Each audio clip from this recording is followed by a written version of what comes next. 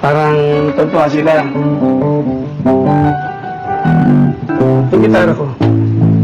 Ito na lang, pwede mo. Yan.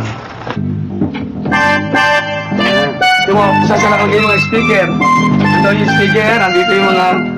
Kung saan lang magkasya ang gamit eh. Asan na si JC? JC! Nasa ka na? JC, nasa ka na? Yan. Pakita na nakasabi na. Sa pagsara ng pintuan ng kanilang kaisa-isang kwarto sa apartment, handa na ang kanilang munting music studio. I feel nice! You get it right. I feel nice!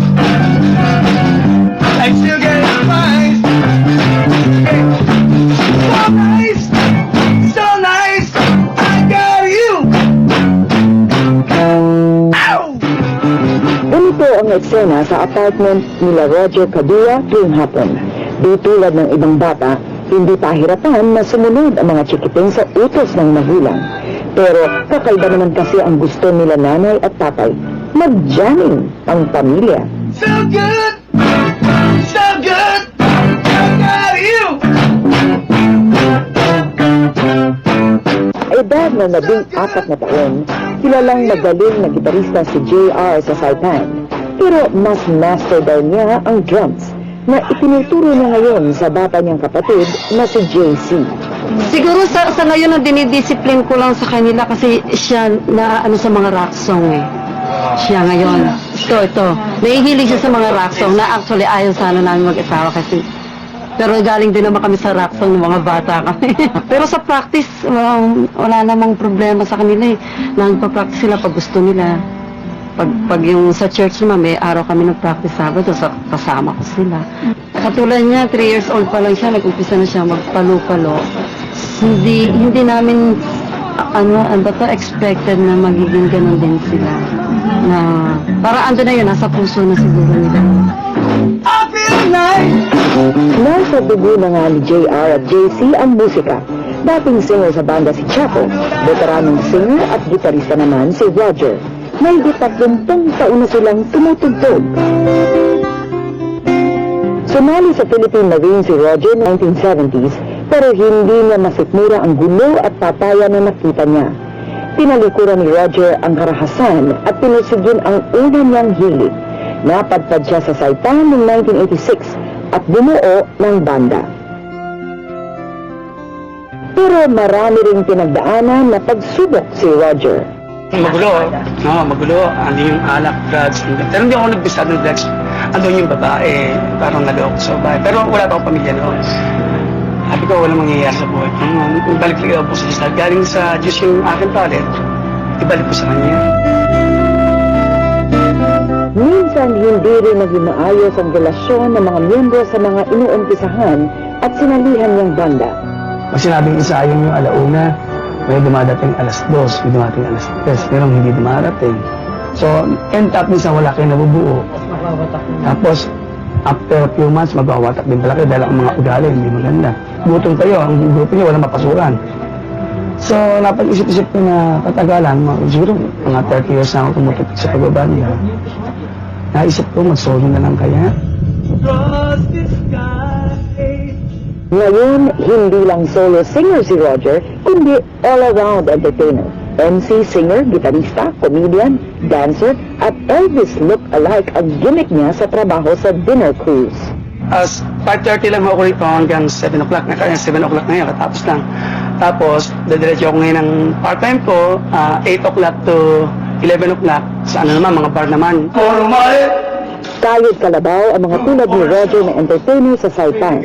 Karamihan ng mga customers ay mga turistang galing China, Korea at Japan. Mahigit kalahati ng mga trabaho sa CNMI ay sa industriya ng turismo.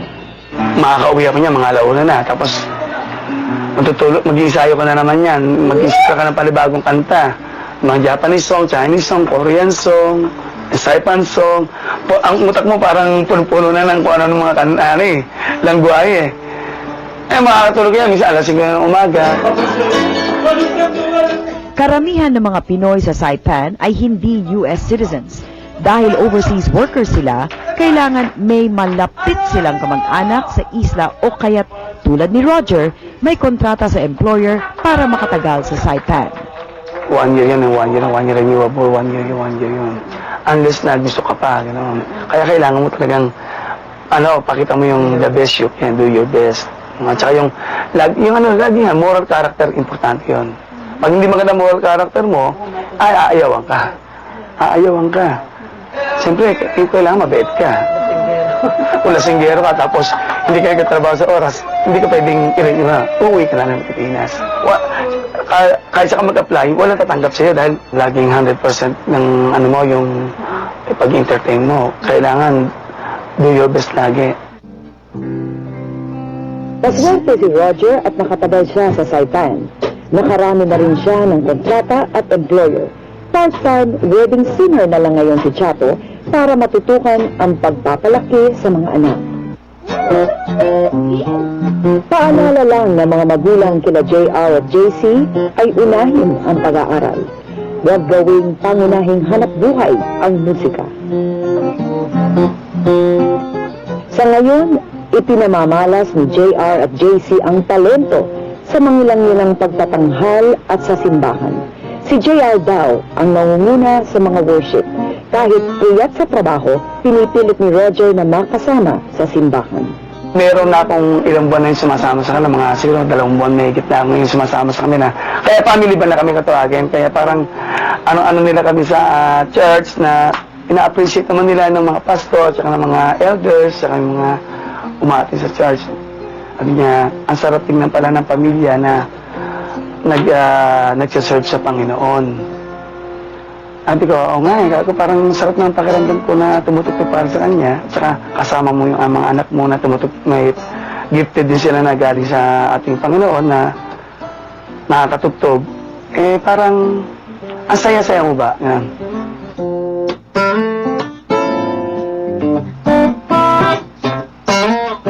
Ito ba? Sabi nga nila, ito ang pinakamagandang paraan para makumpleto ang araw mo sa Saipan.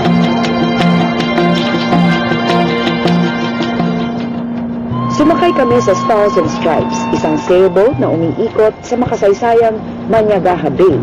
Wala pang 1 taon na nagbibigay ng mga sunset cruise ang yating ito, pero hit na ito sa mga turista.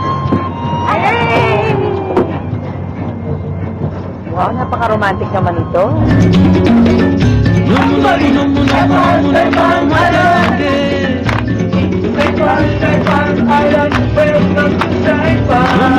Siyempre, nandiyan si Roger para mag-entertain sa kanila. Isa pang atraksyon ay ang naiiba nitong layag, ang pinakamataas sa buong Saipan. Hindi ka magugutom sa Sunset Cruise. May buffet na naghihintay at bottomless na inumin.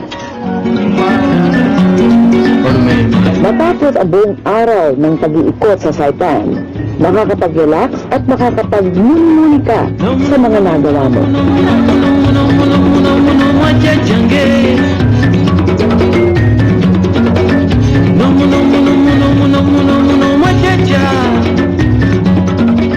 Pero tandaan, dapat on time ka sa mga ganitong klaseng tour, kundi mamimiss mo ang pinakahihintay ng lahat, ang paglubog ng araw.